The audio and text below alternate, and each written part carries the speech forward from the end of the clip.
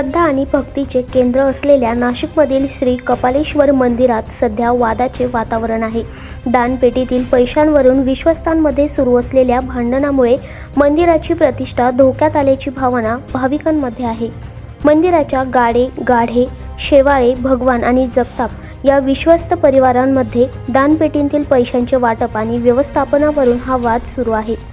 सूत्रांनी दिलेल्या माहितीनुसार प्रत्येक जण माझा महिना आहे असा दावा करून नियमांचे पालन करत नसल्याचे आढळून आले आहे।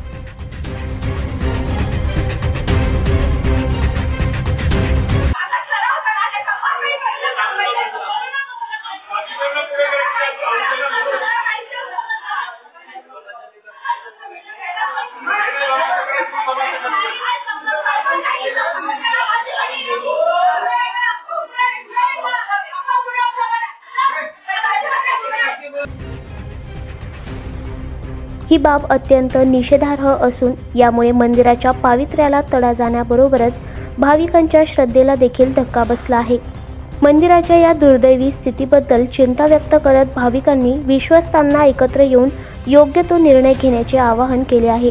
मंदिराची प्रतिष्ठा आणि पावित्र्य अबाधित राहण्यासाठी या समस्येवर जलद आणि योग्य तोडगा काढणे अत्यंत गरजेचे आहे असे मत भाविकांनी व्यक्त केले आहे।